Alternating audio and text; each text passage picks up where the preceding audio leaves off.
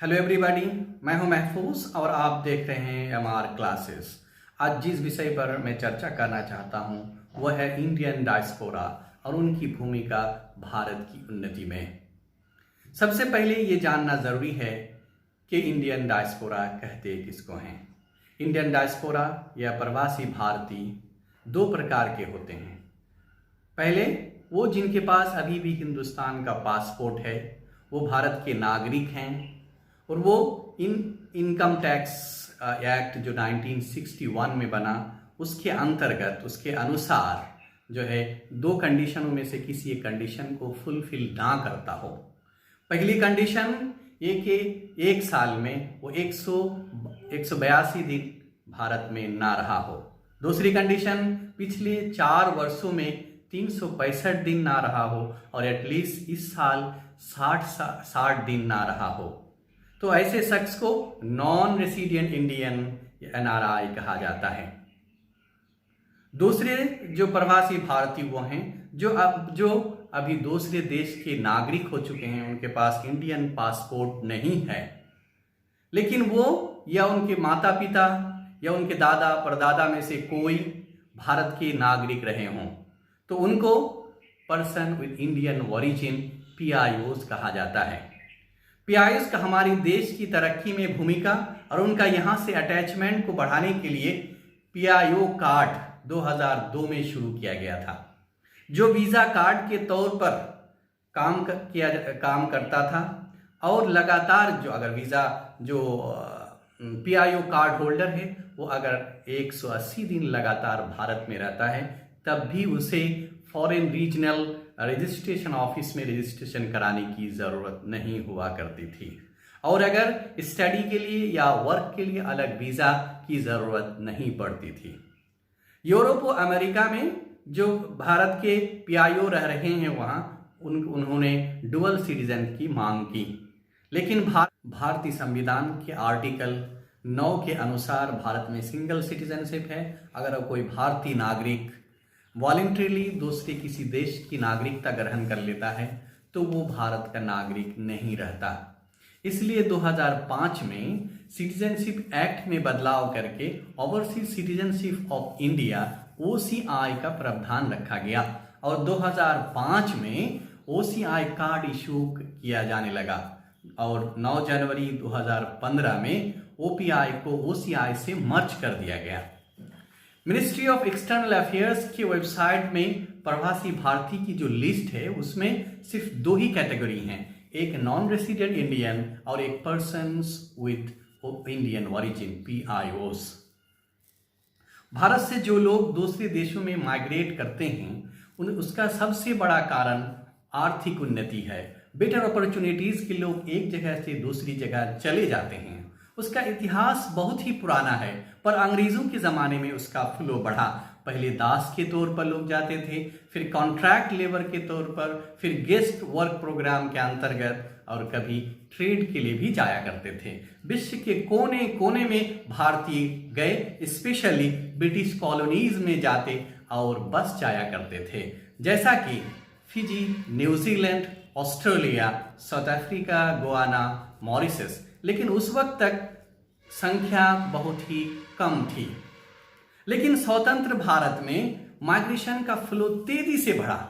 उस माइग्रेशन को 2 कैटेगरी में बांट सकते हैं।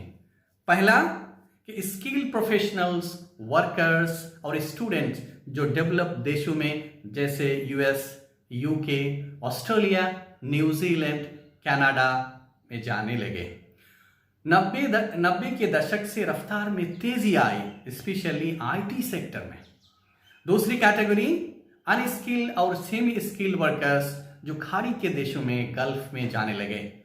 70 के दशक से वाइल बूम के ये माइग्रेशन फ्लो शुरू हुआ। माइग्रेशन फ्लो को अच्छी तरह समझने के लिए US में इंडियन पॉपुलेशन वाले चार्ट को देखना जरूरी है। जैसा कि 1910 में US में 2545 लोग थे, जो 1920 में 2507 हो गए। 1980 में 3,61,000 हिंदुस्तानी थे, जो 1990 में 8,15,000 हो गए, 2000 में 16 लाख, 2010 में 28 लाख और 2017 में 44 लाख हिंदुस्तानी अमेरिका में बस चुके थे। इंडिया से माइग्रेशन फ्लो कुछ इस तरह रहा। 1977 में सिर्फ 22,900 लोग भारत से गए, जब 1982 में 2,39,000 गए, 1987 में 1,25,000 लोग गए, 1992 में 4,16,000 लोग गए, 1997 में 4,16,000 लोग गए, 2011 में 6,26,000 लोग गए, 2015 में 7,81,000 लोग गए और अभी अभी 2019 में 3,34,000 लोग भारत से माइग्रेट किए। बाहर रहने वाले भारतीयों की संख्या 2019 में मिनिस्ट्री ऑफ एक्सटर्नल अफेयर्स के अनुसार 3,21,03,40 है। उनमें से एनआरआई की संख्या 1,34,59,195 है और पीआईओ की संख्या 1,86,83,645 है। अगर हम प्रवासी भारतीय इंडियन डायस्पोरा की संख्या को कॉन्टिनेंट वाइज डिवाइड करें तो कुछ इस तरह से है कि एशिया में 1,85,00,000 भारतीय हैं, अफ्रीका में 30,72,000 भारतीय हैं, यूरोप में 12,48,000 भारतीय हैं, अमेरिका में 61 लाख भारतीय हैं, ओशिनियाज में 10,13,000 भारतीय हैं। और अगर इंडियन डायस्पोरा टॉप 10 कंट्रीज में जहां हैं वो कंट्रीज हैं USA, UAE, Malaysia, Saudi Arabia, Myanmar, UK, Canada, Sri Lanka, South Africa, Kuwait. इन 3 देशों में इंडियन डायस्पोरा की संख्या 2,31,00,000 है, जो कि पूरे इंडियन डायस्पोरा का जो है 72% है। और एनआरआईज जो सबसे ज्यादा जिन देशों में हैं वो है UAE, Saudi Arabia, USA, Kuwait, Oman. इन 10 देशों में एनआरआई की संख्या 1,14,69,000 एनआरआई इन 10 देशों में रहते हैं, जो कि सारे एनआरआई का 85% है। और जिन देशों में पीआईओस जो भारतीय मूल के लोग जो दूसरी देशों में नागरिक हैं, उनमें से सबसे ज्यादा यूएसए, फिर Malaysia, Myanmar, Sri Lanka, Canada, south Africa. तो इन देशों में जो है पीआईओस की संख्या 1,57,16,000 है, जो पूरे सारे पीआईओस का 84% है। और जिन देशों में पीआईओ से यानी इंडियन डायस्पोरा की संख्या वहां की हिंदुस्तान बड़ी संख्या में है, वहां की आबादी के अनुसार बड़ी संख्या में है। जैसे मॉरिशस में 65% लोग जो है इंडियन ओरिजिन हैं, और गुआना में 60%, यूएई में 42%, कतर में 39%, ट्रिनिडाड एंड टोबैगो में 35%। इन देशों में इंडियन डायस्पोरा का परफॉर्मेंस कैसा रहा डिफरेंट फील्ड्स में, ये बहुत ही इंपॉर्टेंट है, बहुत ही महत्वपूर्ण बात यह है। लेकिन उनका कंट्रीब्यूशन इतना ज्यादा है कि हम उनको गिनाया नहीं जा सकता, इम्पॉसिबल है गिनाना। लेकिन उदाहरण स्वरूप मैं उनकी उस चंद की तरफ इशारा न करना चाहता हूं। जैसा कि साइंस में हम सब लोग जानते हैं, first Indian American astronaut Kalpana Chawla, दूसरी American Indian astronaut Sunita Williams, Nobel laureate science में Hargobind Khorana, Nobel laureate chemistry में नोबेल प्राइज विनर केमिस्ट्री में वेंकटरमन रामाकृष्णन। बिजनेस में बहुत सारी लिस्ट है, उनमें से बिजनेस टाइकून, चेयरमैन और सीईओ एर्सुलार मित्तल के श्री लक्ष्मी मित्तल, और पेप्सी को सीईओ और chairman Indra Nooyi, CEO of Microsoft Satya Nadella, CEO of Alphabet tech Sundar Pichai, और एकेडमिक टीचिंग लाइंस में जैसे नोबेल लॉरेट इकोनॉमिक्स के अमृता सेन, नोबेल लॉरेट जो है, नोबेल प्राइज विनर इकोनॉमिक्स में प्रोफेसर अभिजीत बैनर्जी। प्रदीप खोसला जो यूनिवर्सिटी ऑफ कैलिफोर्निया के चांसलर हैं। और आर्ट्स में भी बहुत सारे लोग हैं, उनमें से Oscar winning actor sir Ben Kingsley, Ashok Amrit Roy internationally renowned award winning producer. और पॉलिटिक्स में भी बहुत लंबी लिस्ट है, उनमें से सबसे महत्वपूर्ण जो अभी करेंटली जो 2015 से घाना के प्रधानमंत्री मोसेस नायामोटो और 2017 से आयरलैंड के प्रधानमंत्री लिव वाराडकर और 2017 से मॉरिशस के प्रधानमंत्री प्रवीण जोगनाथ, 2015 से पुर्तगाल के प्रधानमंत्री अंटोनियो कास्टा। इनके अलावा बहुत सारे देशों के प्रेसिडेंट रह चुके, प्राइम मिनिस्टर रह चुके, वहाँ के पार्लियामेंट के स्पीकर रह चुके और पार्लियामेंट के मेंबर की संख्या बड़ी लंबी है। इंडियन डायस्पोरा जिन देशों के बाशिंदे हुए, वहाँ की सोशो इकोनॉमिक, एजुकेशनल, पॉलिटिकल हर फील्ड में उन्होंने उस नेशन की तरक्की में हर तरह का योगदान कर रहे हैं। हम में से बहुत सारे लोग ये सोचते हैं कि ये लोग सिर्फ अपने लिए कमाते हैं, देश की उन्नति में उनका कोई रोल नहीं होता। लेकिन मैं आपको बता दूं कि Indian diaspora specially NRIs Hindustan की तरक्की में कई प्रकार से अपना योगदान देते रहे हैं। पहला, आर्थिक योगदान।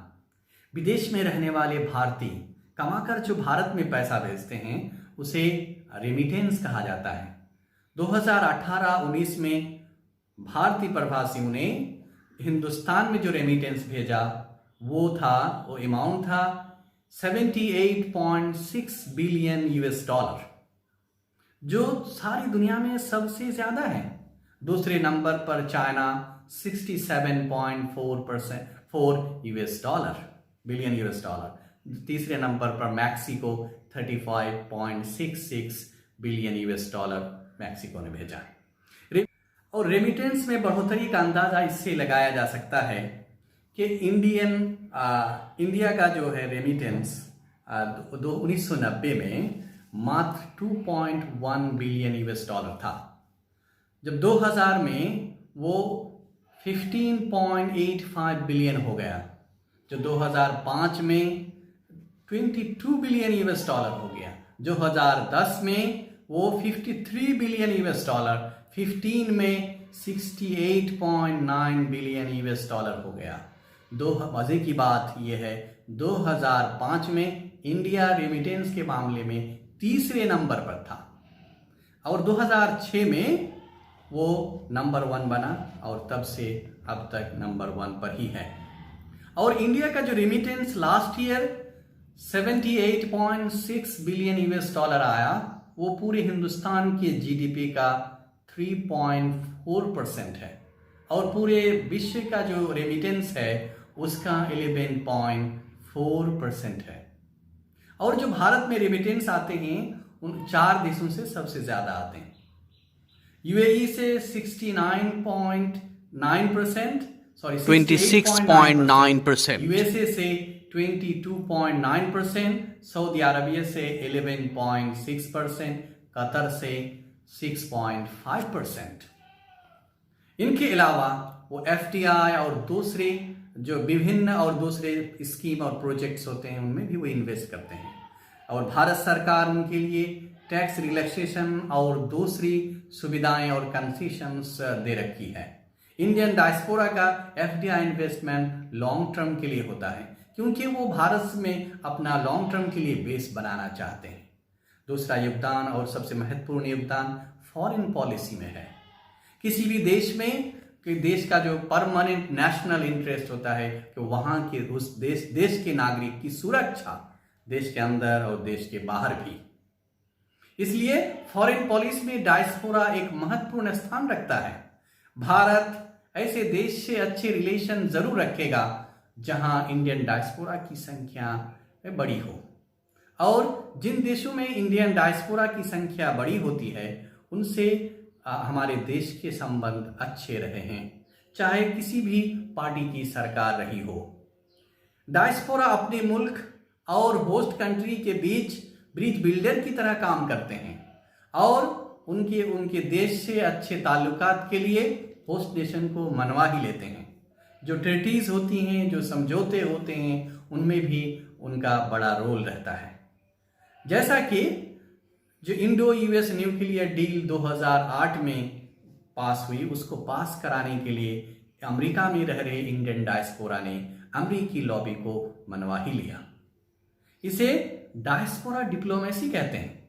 मजे की बात यह है कि इंडिया के जो 11 टॉप ट्रेडिंग पार्टनर कंट्रीज हैं, उनके साथ 2018-19 में 417 बिलियन यूएस डॉलर का ट्रेड हुआ है।